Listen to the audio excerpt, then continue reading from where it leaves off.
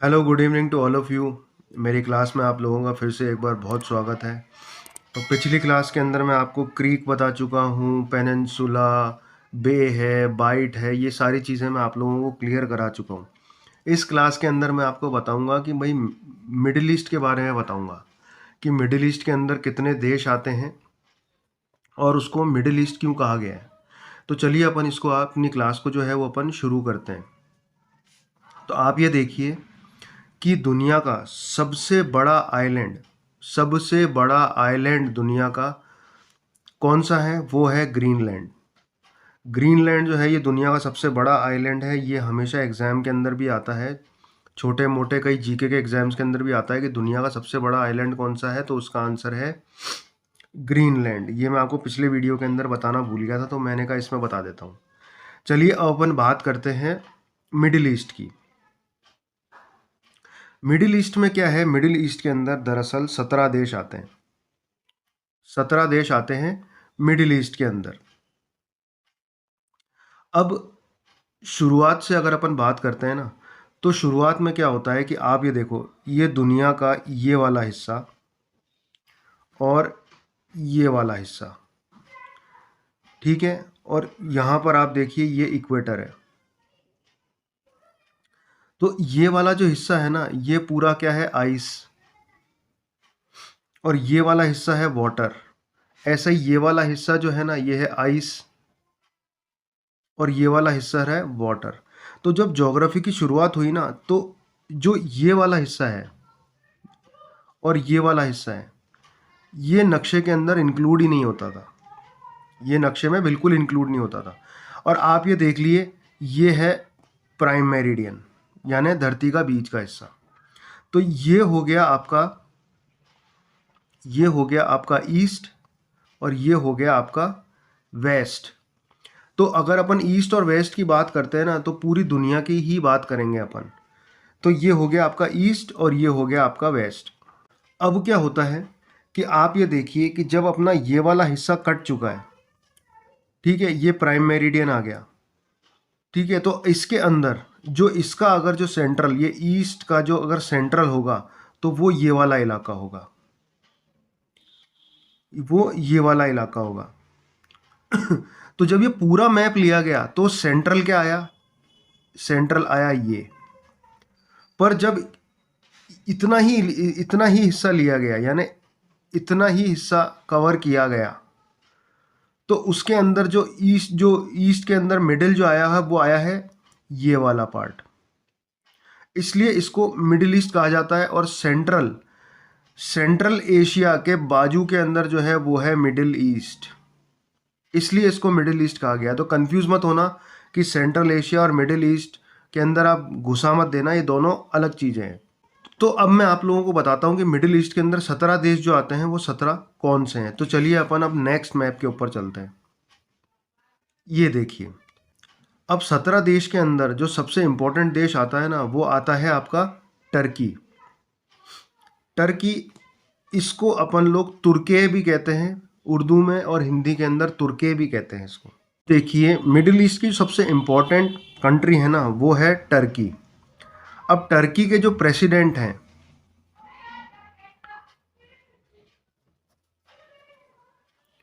Turkey के जो president हैं, इनका नाम है तैयबुल अर्दोगान।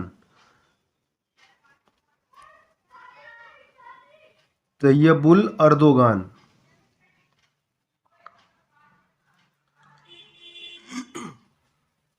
ये तैयबुल अर्दोगान है ना, ये आज भी अपने आप को ओटोमन एम्पायर के साम्राज्य जो था ना, उसके अपने को नेता या बहुत बड़े प्रमुख मानते हैं आज भी, जो कि इनकी गलतफहमी है।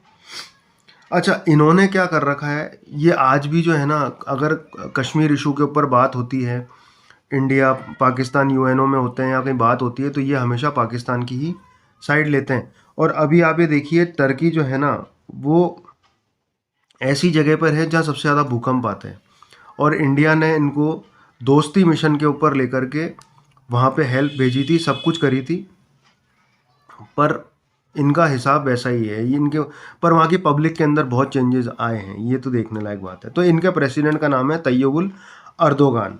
अब आप ये देखिए कि जो ये टर्की है ना, इसकी 2 कैपिटल हैं, एक तो है ये अंकारा, अंकारा, और दूसरी है इस्तांबुल।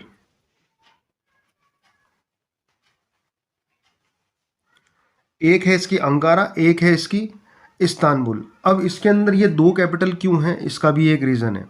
ये दो कैपिटल इसलिए हैं कि आप ये देखिए, टर्की जो है ना वो आधा आता है, ये इतना हिस्सा इसका आता है यूरोप के अंदर, और ये वाला हिस्सा आता है इसका एशिया के अंदर। तो जो एशिया के अंदर है ना, तो यहाँ पे देखिए ये अंकारा एशिया के अंदर है, तो टर्की की जो एशियन कैपिटल है वो है अंकारा।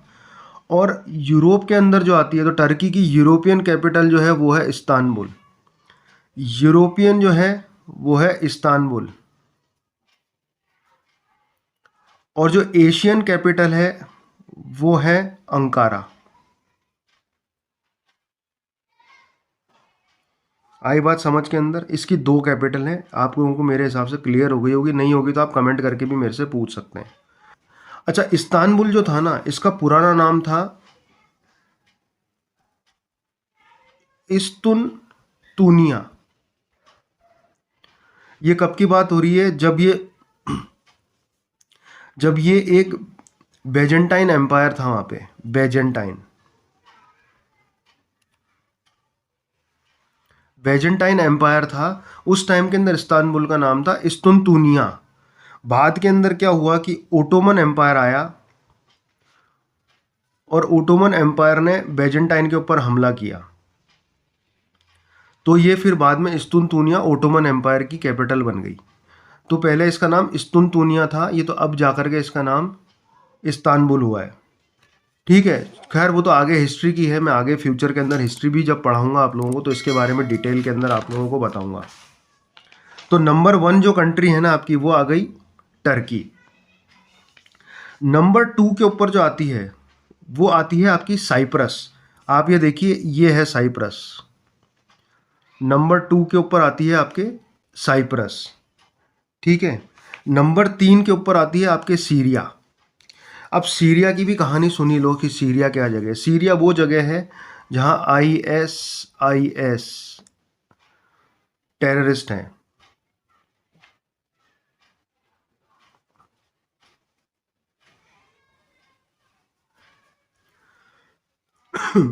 आईएस टेररिस्ट हैं। अब सीरिया के अंदर क्या था, ये दरअसल कोल्ड वॉर की बात है, कोल्ड वॉर की बात है।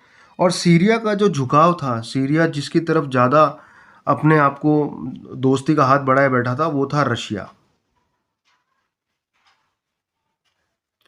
तो सीरिया जो था वो रशिया की तरफ झुकाव था, उससे मित्रता थी। इस चीज़ को देख करके कोल्ड वॉर के अंदर अमेरिका और रशिया था, ये मैं पिछले वीडियो के अंदर बता चुका हूँ। तो अमेरिका इस बात से चिढ़ा हुआ था कि सीरिया रशिया की तरफ क्यों चला गया है। तो अमेरिका ने क्या किया, अमेरिका ने सीरिया के अंदर जितने भी विद्रोही थे, दरअसल सीरिया के अंदर कोल्ड वॉर के टाइम के ऊपर वहाँ पे एक सरकार थी, उस सरकार का नाम जो था, वहाँ का जो प्रमुख था सीरिया का, उसका नाम था बस बसर अल असद। बसर अल असद। तो वहाँ के विद्रोह जो बसर अल असद को पसंद नहीं करते थे, उन्होंने उसको हथियार दिए, सब कुछ दिए, और एक विद्रोही संगठन यहाँ पे हुआ और सीरिया को बर्बाद कर दिया उसने। सीरिया को बुरी तरह से बर्बाद कर दिया। और सीरिया को देखो आज भी स्थिति बहुत ख़राब है, और वहाँ पे वही विद्रोह थे। और बसर अल असद ने क्या किया कि उन विद्रोहियों को मारने की बजाय वो चला गया अमेरिका से लड़ने। और आप देखिए, जब आप किसी अपने से स्ट्रॉन्ग आदमी से लड़ने जाते हो ना, तो वहाँ आपका जीतना बहुत मुश्किल हो जाता है, क्योंकि अंदर से आपको विद्रोही मार रहे हैं और बाहर से आपको दूसरी फाइट झेलनी पड़ रही है। तो सीरिया को बिल्कुल ख़त्म कर दिया, और आज की तारीख में आईएस राज करती है वहाँ पे। आई कहानी समझ? तो आपका तीसरा देश हो गया सीरिया। तो नंबर 1 पे आया टर्की, नंबर 2 पे आया साइप्रस, नंबर 3 पे आया सीरिया। अब अपन बात करते हैं नंबर चौथे की। नंबर चौथा है आपका लेबनान। ये देखिए लेबनान है यहाँ पे, ये बहुत छोटा देश है, नक्शे में नजर ही नहीं आएगा। Lebanon, Lebanon. नंबर चौथे के ऊपर है आपके लेबनान। तो नंबर चौथे के ऊपर आपके पास क्या आया? लेबनान। वापस से सुनिए, number 1 Turkey, number 2 Cyprus, number 3 Syria, number 4 Lebanon. अब लेबनान के बाद में आप देखिए सबसे इम्पोर्टेंट देश आता है, वो आता है, एक देश था पुराने टाइम के अंदर जिसका नाम था फिलिस्तीन। फिलिस्तीन।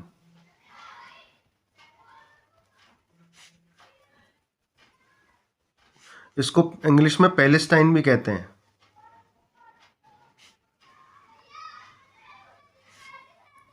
ठीक है, एक देश था, आज भी है, पर एक पहले एक मोटा देश था फिलिस्तीन। अब हुआ क्या था कि जब फर्स्ट वर्ल्ड वॉर हुआ,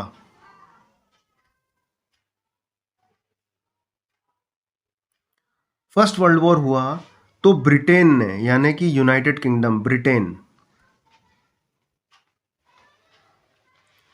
ब्रिटेन ने यहूदी जो होते हैं ना, यहूदियों को ये बोला कि हम तुमको एक अलग देश बना के देंगे, तुम मेरा साथ दो।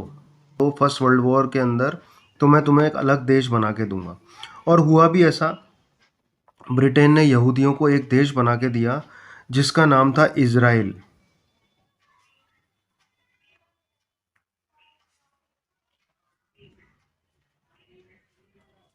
जिसका नाम था इज़राइल। अब क्या हुआ कि इज़राइल, आप ये देखिए, एक ये छोटी सी जगह है, ये देखिए ब्लू कलर के अंदर, ये यहाँ से यहाँ, यहाँ से ये पूरा ब्लू के अंदर, ये ब्लू के अंदर देखिए, ये पूरा ये है इज़राइल। ठीक है, और इसके अंदर ये आपको ऑरेंज जो नज़र आ रहा है ना, ये ऑरेंज, ये है फिलिस्तीन। ये है,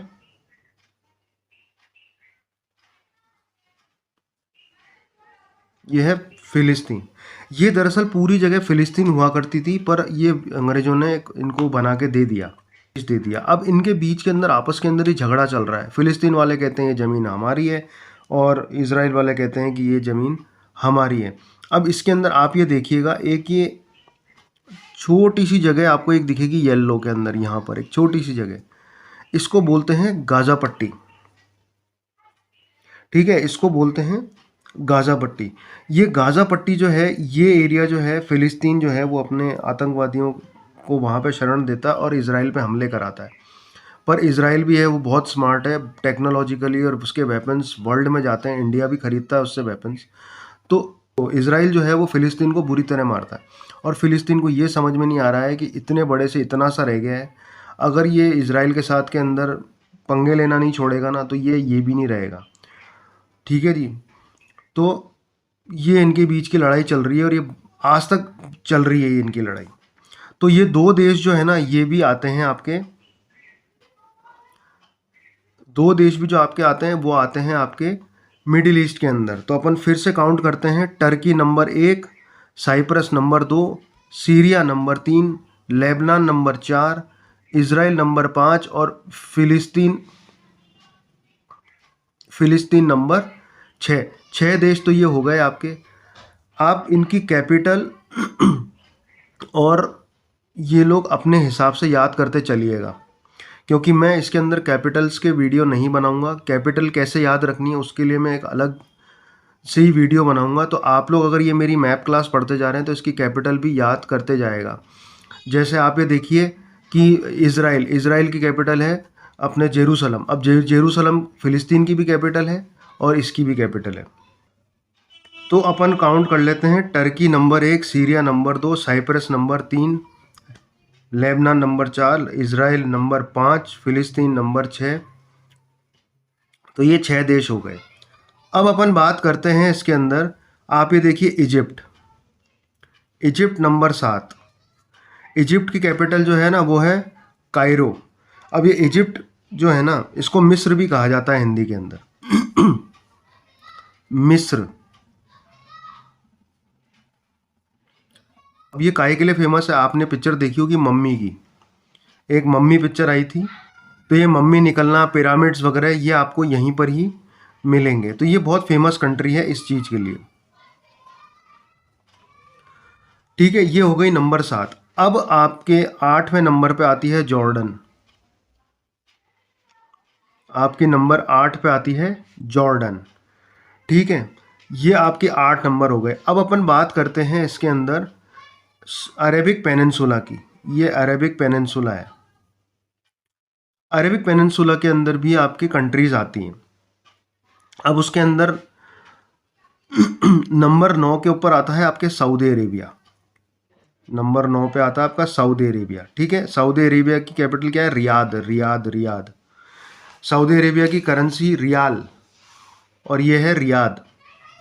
ठीक है, इसके अलावा आप ये देखो, नंबर 10 के ऊपर आया आपके यमन। नंबर 11 के ऊपर आया आपके ओमान। ठीक है, यमन की जो कैपिटल है, वो यमन की कैपिटल है सना। सना कैपिटल है इसकी। ठीक है, मैं बताते भी चलता हूँ, कहीं कुछ चूक भी हो जाए तो आप लोग देखिएगा, पर मैं कैसे याद रखना है इसके लिए अलग वीडियो बनाऊंगा। इसकी कैपिटल है सना। ओमान, ये आपके आ गया ओमान। ओमान की कैपिटल है मस्कट। ओमान की कैपिटल है मस्कट। ये बहुत रिच कंट्री है, यहाँ से लोग, यहाँ इंडिया से लोग ओमान में काम करने बहुत लोग जाते हैं।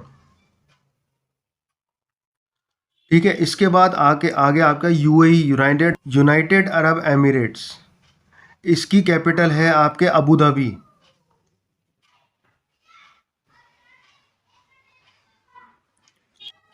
कुवैत, कतर और बहरीन। कुवैत, कतर और बहरीन। कुवैत, कतर और बहरीन। ठीक है, ये हो गए आपके 15 देश। इसके बाद में आता है आपके लास्ट इराक, जिसकी कैपिटल है बगदाद।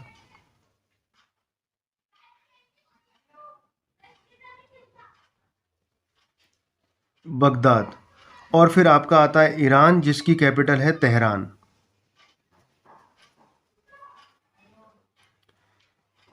अब मैं आपको इराक और ईरान की भी कहानी थोड़ी सी समझा देता हूँ। देखो, ईरान जो था ना, ईरान जो था, उसने भी क्या किया था, वो रशिया की तरफ ज़्यादा डिपेंडेंट था। तो अमेरिका ने क्या किया, इराक के अंदर, इराक के अंदर एक इंसान था जिसका नाम था सद्दाम हुसैन।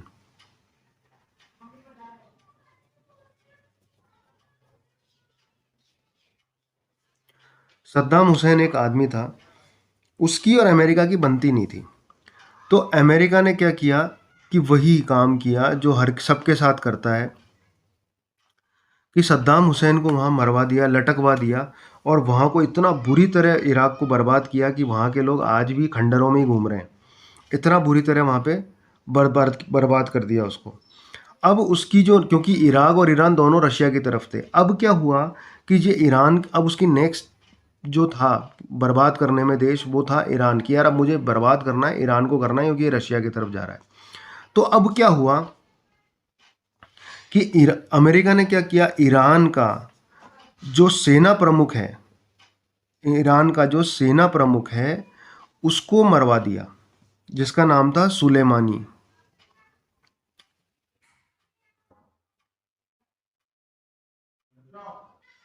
सुलेमानी। तो उसने क्या किया कि सुलेमानी को मरवा दिया। अब अगर आप सेना प्रमुख, किसी देश के सेना प्रमुख को मरवा दोगे तो वो देश के लिए कितना मुश्किल हो जाता है कि यार अब क्या करें। पब्लिक उनके माथे आ गई कि भैया अमेरिका को मारो, अमेरिका को मारो। अब क्या हुआ, अब इस बीच में क्या हुआ कि अमेरिकी फोर्सेस जो थी ना, वो इराक के अंदर थी। तो ईरान ने अपना दिमाग लगाया, ईरान ने ये काम किया, अनाउंस कर दिया कि हम 24 घंटे के अंदर अमेरिका के ऊपर इराक के अंदर हमला करेंगे। अब क्या किया ईरान ने कि ईरान ने 40 मिसाइलें दागी यहाँ से यहाँ, 40 मिसाइलें दागी यहाँ पे 24 घंटे के अंदर। पर वहाँ जब अनाउंस कर दिया उसने, तो अमेरिकी फोर्सेस थी वो यहाँ से निकल गई, यहाँ से निकल गई, बैक ऑफ हो गई। वो इराक के अंदर जाके उसकी मिसाइलें गिरी, और उसने अपने देशवासियों को बता दिया कि साहब हमने तो वहाँ पे 300 अमरीकी को मार दिया, 300 अमेरिकन्स को मार दिया।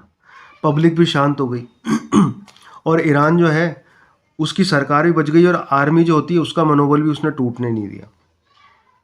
पर अब जो ईरान है ना, वो ईरान न्यूक्लियर वेपन के ऊपर काम कर रहा है।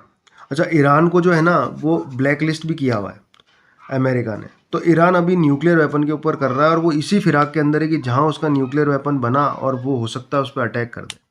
ये मुझे ऐसा लगता है, कोई कंफर्म नहीं है। तो आपकी ये जो है ना, ये आपके 17 देश हैं जो कि मिडिल ईस्ट के अंदर आते हैं। फिर से अपन एक बार रिवाइज कर लेते हैं इन 17 देशों को। Number 1 Turkey, number 2 Cyprus, number 3 Syria, number 4 Lebanon, number 5 Israel, number 6 फिलिस्तीन, number 7 Egypt, number 8 Jordan, number 9 Saudi Arabia, number 10 Yemen, number 11 Oman, number 12 United Arab Emirates, number 13 Qatar, Bahrain, Kuwait, Iraq और Iran. ये आपके 17 देश हुए। तो ये आते हैं मिडिल ईस्ट के अंदर। तो मैंने आई होप आप लोगों को अच्छे से समझा दिया है कि मिडिल ईस्ट के अंदर कौन कौन से देश आते हैं। अब अगले वीडियो के अंदर मैं फिर एक देश को लेके आऊँगा, फिर एक मैप क्लास लेके आऊँगा। आप लोगों को कुछ समझ नहीं आता तो आप मुझे कमेंट कर सकते हैं और मेरे चैनल को लाइक शेयर सब्सक्राइब ज़रूर करें। बेल आइकन की घंटी बजाना ना भूलें, नहीं तो उसके बिना आपको मेरे वीडियोस टाइमली नहीं मिलेंगे। तब तक के लिए इतना ही। जय हिंद।